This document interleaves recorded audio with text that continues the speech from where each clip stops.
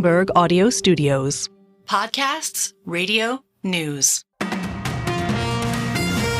Good morning, I'm Nathan Hager. And I'm Amy Morris. Here are the stories we're following today. Let's start with politics and results from the special election in New York. Tom Suozzi and Mazi Pilip squared off in a race for the seat left open by former Representative George Santos, and Democrats came out victorious in New York's 3rd District. Tom Suozzi won the contest with 54% of the vote. Bloomberg's Laura Namias says the race was viewed as a bellwether for November's election.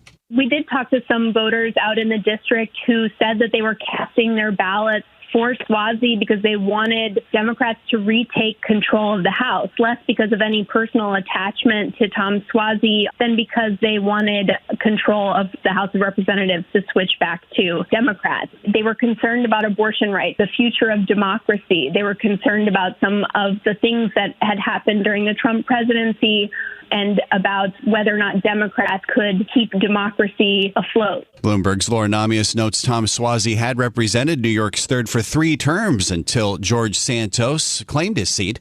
The victory for Democrats narrows Republicans' thin majority in the House. The GOP now has just a 6-member advantage in the chamber. The special election came on the same day the House impeached Alejandro Mayorkas.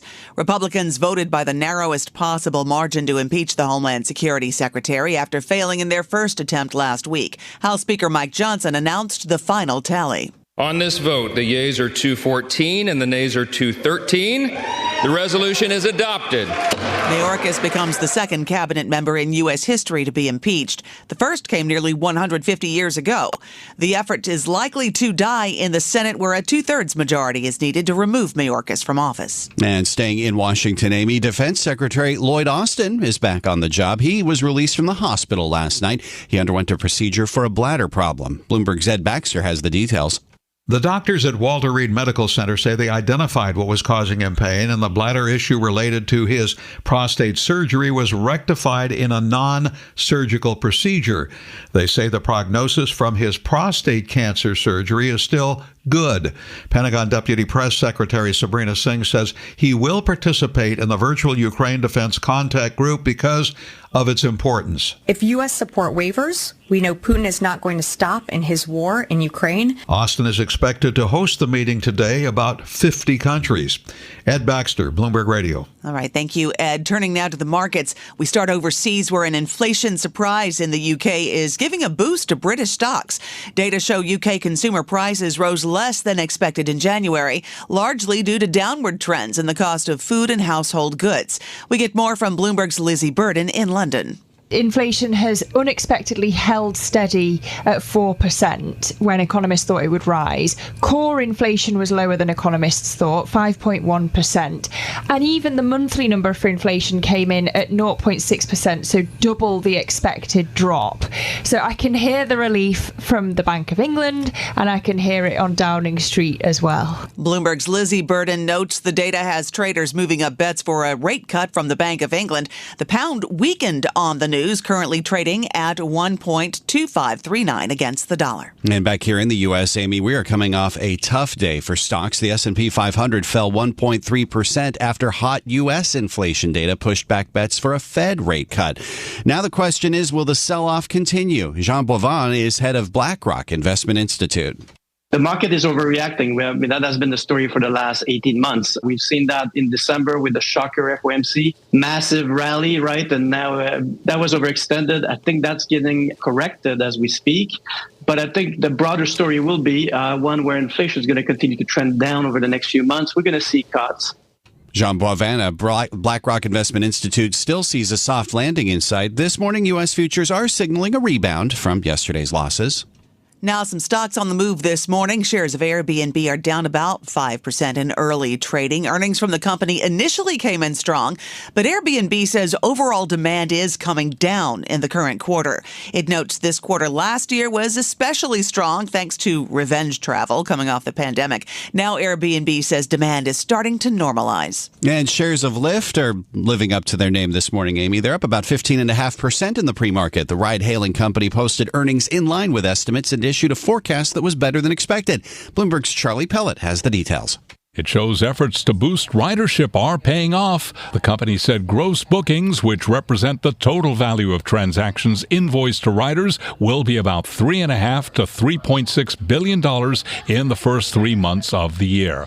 Analysts were expecting $3.48 billion on average. Lyft has struggled to compete with larger rival Uber, and the two have spent fiercely to recruit and retain enough drivers to meet demand, which has bounced back after a plunge during the pandemic. In New York, Charlie Pellet, Bloomberg Radio. Thank you, Charlie. We also have news on the world's second richest man. We are learning Jeff Bezos sold another $2 billion of Amazon shares on top of the $2 billion of shares he sold last week. Regulatory filings show the sales took place over just 4 trading days. Shares of Amazon are up 11% so far this year. Now let's get a look at some of the stories making news in New York and around the world with Bloomberg's Michael Barr. Good morning, Michael. Good morning, Nathan. The cleanup continues from yesterday's snowstorm that hit the tri-state area. People have been out shoveling heavy snow. The New York City Department of Sanitation Commissioner Jessica Tisch had a message for residents in a news conference last night. The temperatures are going to go down below freezing, and we could have flash freezes on the sidewalks. We want those sidewalks safe. Audio courtesy of ABC 7. New York City schools put about 1 million school kids on remote learning, but there were technical issues throughout the day. This woman had trouble getting her sons online. If you weren't logged into your account by the time that they started having problems, you couldn't get in. Central Park officially recorded 3.2 inches of snowfall. In upstate New York, Warwick got 13.4. More than 3,000 flights were canceled or delayed at Northeast airports. In Brooklyn, a 74-year-old woman died after she was struck by falling bricks from a brownstone. Authorities say a large chunk of the decorative brick facade above the entrance door fell from the 3-story building at 6th Avenue and 54th Street. The woman was clearing snow from the steps when the facade collapsed. Secretary of State Antony Blinken says efforts are continuing to free Americans detained in Russia. Bloomberg's Nancy Lyons has an update. Secretary Blinken says he's spoken with Paul Whelan this week. He's the former Marine who was detained in Russia on charges of espionage, charges that he and the U.S. deny. Our intensive efforts to bring Paul home continue every single day, and they will until he and Evan Gershkovich and every other American wrongfully detained is back with their loved ones. Evan Gershkovich is a correspondent for the Wall Street Journal who was arrested for spying. Blinken was speaking on hostage diplomacy at the Wilson Center, a think tank for global affairs. In Washington, Nancy Lyons, Bloomberg Radio. Tesla and News Corp face some of the earliest regulatory enforcement actions under New York City's closely watched pay transparency law. The city alleges the businesses ignored the requirement to include salary ranges in job ads or posted such wide salary bands that they did not qualify as good faith estimates. Global news 24 hours a day and whenever you want it with Bloomberg News Now. I'm Michael Barr. This is Bloomberg Nathan. Okay, Michael, thank you. Time now for the Bloomberg Sports Update, brought to you by Tri-State Audi. Here's John Stashower. Thanks, Nathan. Best team in the NBA was in Brooklyn, the Celtics, 42-12. They got 41 points from Jason Tatum. They beat the Nets 118-110. Same two teams played tonight in Boston. Knicks played tonight in Orlando. The Knicks injuries continue. They're without their top two centers. Their entire starting front court is injured.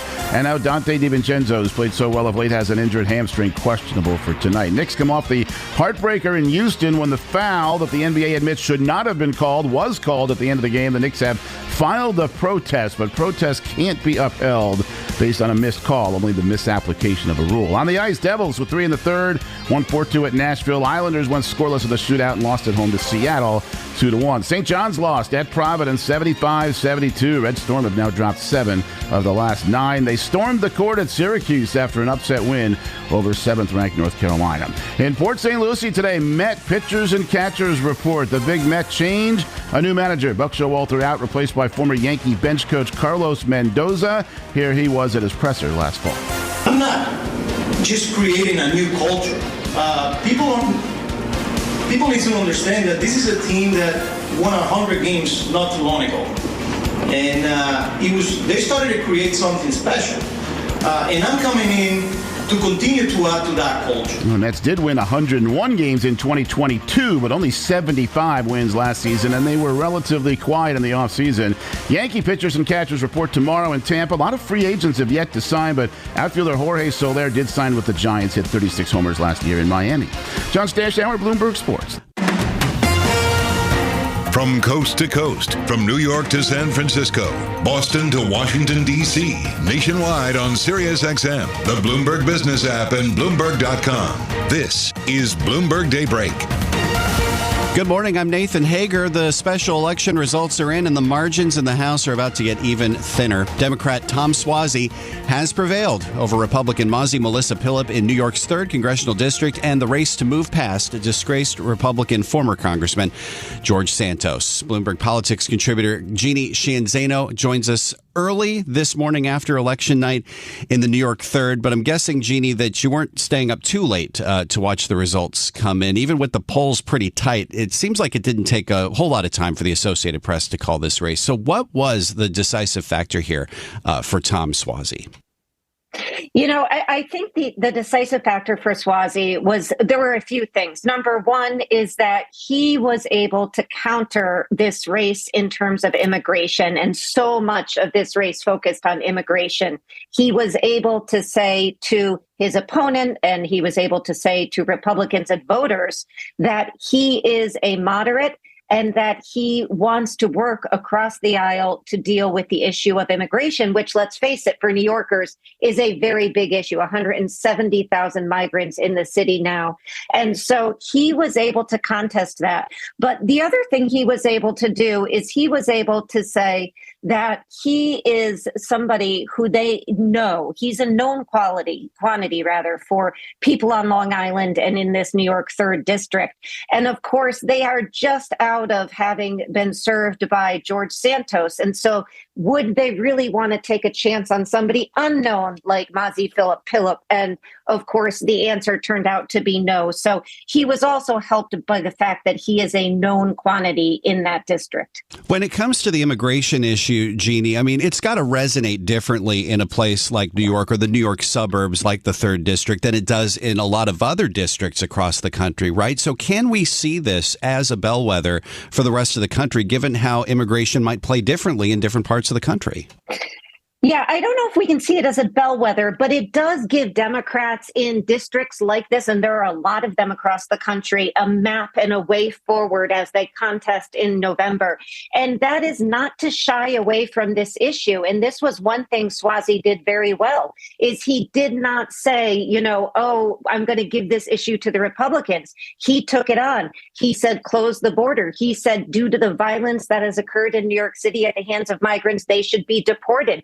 He said he would have supported that bill that came up just the other week in Congress that the Republicans shot down. And I think that is a big issue for voters, is the fact that there was a solution. And by all sort of accounts, it was everything Republicans had asked for, a really tough bipartisan immigration security bill. And they didn't go for it because it would have hurt Donald Trump at the ballot in November. And that's something Suozzi raised over and over again. So those factors, I think, are things that other Democrats running in purple districts can look at and use as they try to handle what's going to be a tough issue for them going forward in November. It was interesting to hear from some voters that we spoke to saying or suggesting that they were voting for Suozzi not necessarily for him, but against Republicans. The idea that they could affect abortion rights, that they could undermine democracy the way that Democratic voters are seeing it. What could that say about races going forward into November? Yeah, and that was the other thing, is this issue of abortion and democracy. There was one debate in this campaign, and Mazi Phillip struggled a bit on the issue of abortion. She was pinned down on whether she was pro-choice. She is clearly personally pro-life, but she was unable or unwilling to say that she disagreed with the decision in Dobbs. She did say that it is a woman's choice, but it was hard to pin down where she was on that issue. And that's something that we've seen in the special elections that have occurred since Dobbs across the country has played well for Democrats. So between that and conservatives, concerns about January 6th and the future of democracy, it's something that Democrats are going to be talking about. And you know who wasn't raised a lot in this race was Donald Trump. So he didn't become much of an issue. And of course, neither did Joe Biden, who neither campaigned for Tom Suozzi and who Tom Suozzi even called old. So he did distance himself from the unpopular president, and Donald Trump was not as much of a factor, which made this a race about what's impacting the people in New York 3. And the voters had a chance to think about that. Of course, we also have to say Tom Suozzi may have been helped by the snowstorm. Early voting tends to help Democrats, and the storm yesterday made it hard for Republicans to get out in as many numbers as they may have otherwise.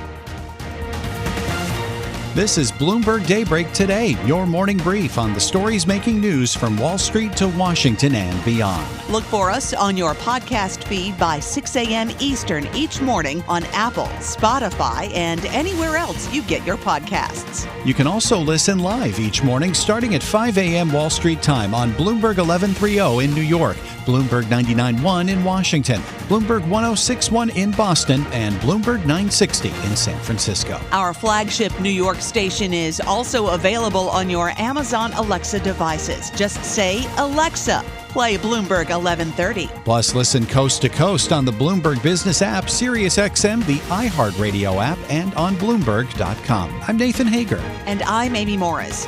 Join us again tomorrow morning for all the news you need to start your day right here on Bloomberg Daybreak.